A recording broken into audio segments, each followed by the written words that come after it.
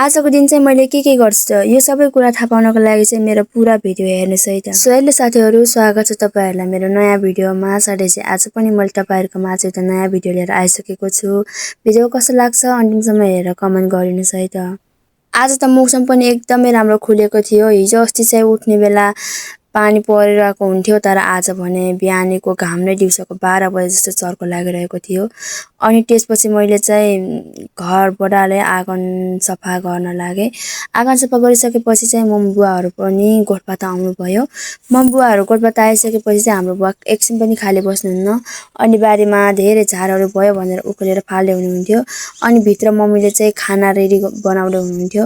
अनि खाना पाकिसकेपछि चाहिँ हामी खाना खाएर गोठ जानुपर्ने हुन्छ। खाना खाइसकेपछि चाहिँ मम्मी बुवा म भएर चाहिँ गोठ जानुपर्ने हुन्छ। आज धेरै लामो समयपछि मम्मी बुवासँग सँगै हिँड्न पाउँदा चाहिँ मलाई एकदमै खुसी लागेको थियो।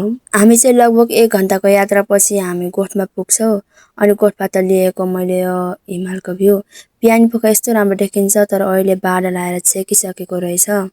गोठ पुगिसकेपछि चाहिँ मैले भैँसी पुगाएर जंगलतिर चराउन लगे। अनि बुवाले पनि गाई गोरुहरु पुगाएर जंगलतिर चराउन लैजानु भयो। आज भोलि जताततै हरियै भएर होला, गाई भैँसी पनि एकैछिनमा अगाइसक्यो।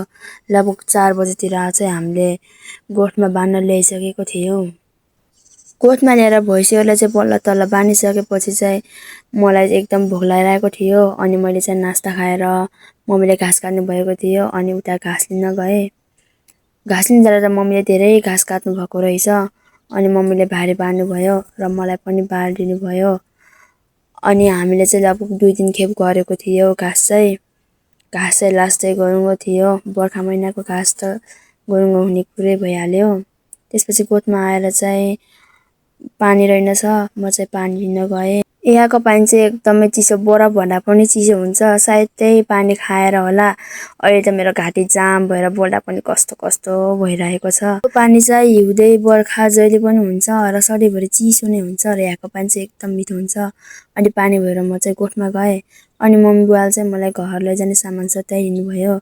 अनि म पनि फटाफट गर्दै घरतिर आए। घरमा आइपुग्ने बेला चाहिँ लगभग साँझ पर्न आँटेको थियो। आजको दिन चाहिँ मलाई एकदमै खुसी अनि रमाइलो लाग्यो। अनि तपाईहरुको दिन चाहिँ कसरी बित्यो कमेन्ट गर्नुस् है। अनि आजको यो भिडियो कस्तो लाग्यो त? यदि भिडियो मन पर्यो भने लाइक कमेन्ट गर्नुस् है। अनि यस्तै भिडियो हेर्न चाहनुहुन्छ भने चाहिँ मेरो रमु भनकलाई चाहिँ सब्स्क्राइब गरिदिनु होला। अर्को भिडियोमा भेटौँला। Bye bye.